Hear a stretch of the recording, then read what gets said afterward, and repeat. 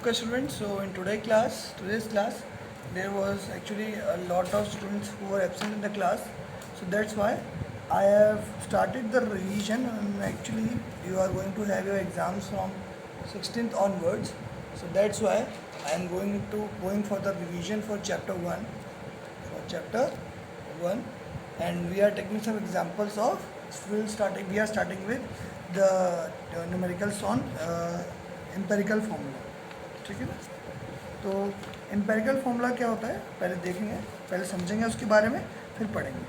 तो empirical formula के बारे में मैंने आपको बताया भी था पहले कि मान लो कि अगर आपको किसी भी कंपाउंड का क्या दे दिया, आपको परसेंटेज दे दिया, percentage ratio of the atoms in the molecule is given. If percentage ratio of the molecule is given और आपसे पूछा जाए what will the formula for this type of molecule, तो आपको निकालना आना चाहिए। और वो फॉर्मूला क्या होता है? एम्पेरिकल फार्मूला होता है। एम्पेरिकल फार्मूला ये बताता है कि जो भी उसका रेशियो होगा, जिससे ये पता चल जाएगा आपका कोई भी रेशियो, आप मतलब कोई एक जो आपका होल नंबर रेशियो जो मिलेगा आपके तीनों के जो भी एटम्स होंगे उनका, उसको क्या कहते हैं हम लोग, उस रेशियो को बताते हैं हम लोग कि वो रेशियो बताता है कि एम्पेरिकल फार्मूला क्या होगा। हमें बस वो रेशियो निकालना होता है। तो रेशियो कैसे निकालते हैं ये देखना है। फॉर एग्जाम्पल केस था आज जो हमने पहले डिस्कस किया था सोडियम का। उसमें एक सोडियम था, एक सल्फ़र था और क्या था, ऑक्सीजन था। तो एक केस ले लेते हैं। Sodium for example sodium is around 29% and sulphur is 40.51, ठीक है ना, and oxygen is also 30 point something.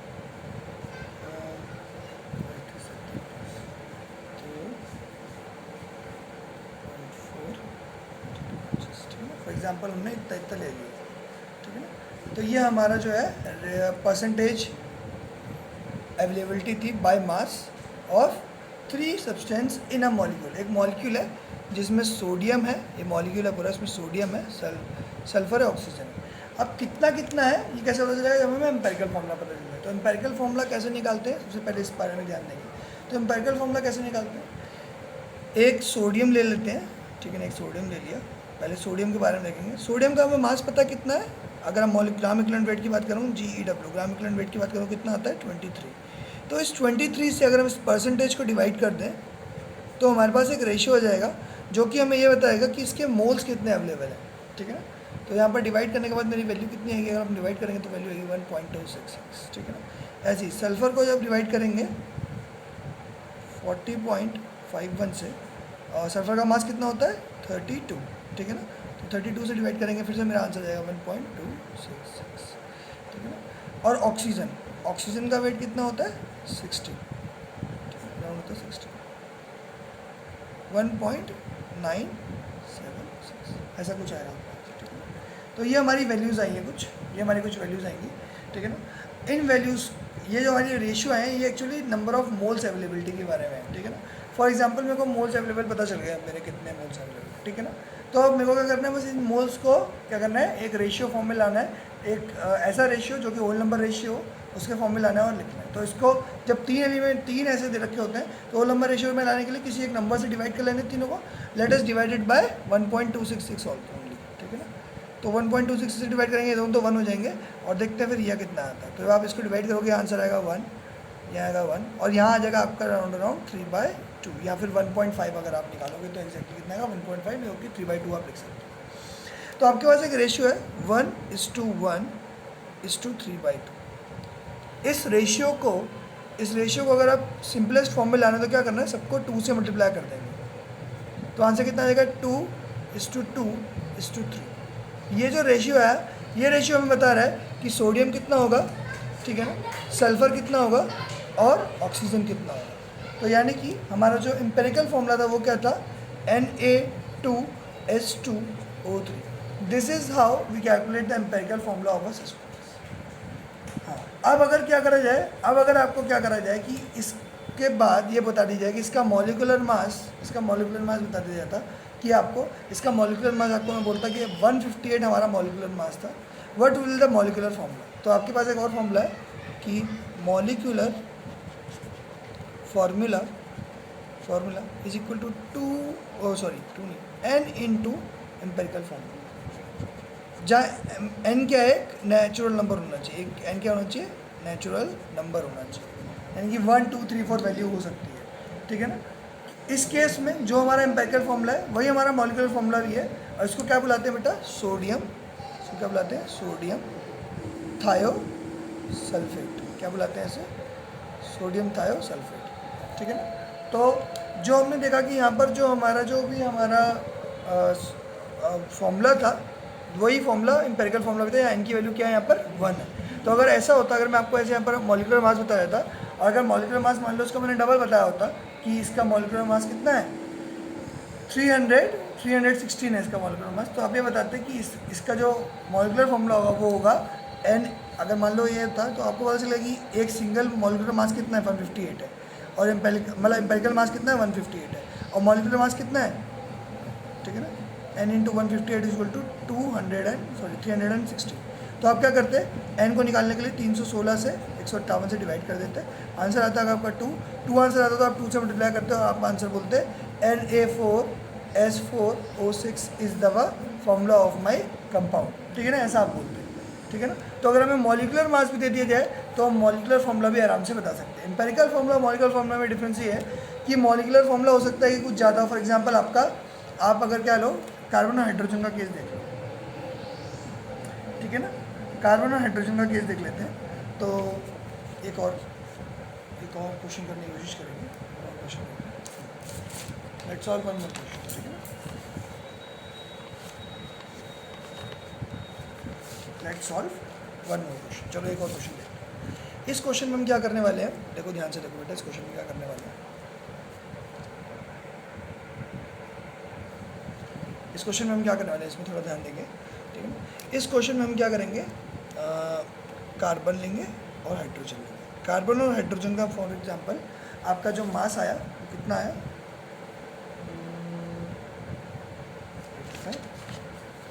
Question frame करना पड़ेगा, एक आपको समझाने के लिए सिर्फ क्वेश्चन फ्रेम कर रहा हूँ।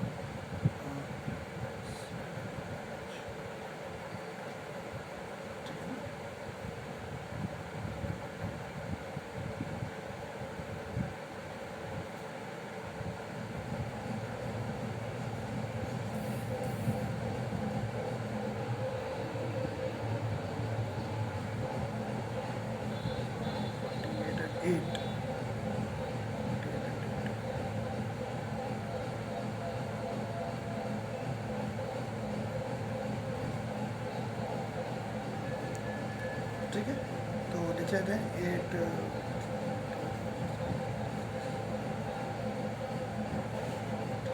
तो हमें मान लीजिए कार्बन क्या दिया है,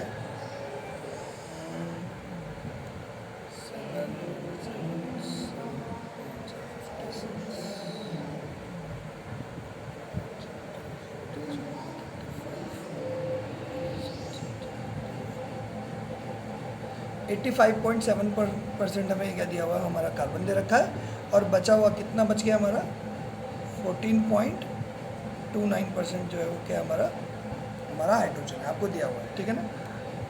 ये हमारा रेशियो था, और आपको बता दिया है कि यह है कि मॉलिक्यूलर मास कितना है,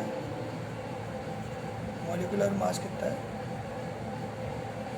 मॉलिक्यूलर मास आपने बोला कि मॉलिक्यूलर मास आपका आएगा 56, ठीक है ना, 56 जो आपको मॉलिक्यूलर मास, ठीक है ना।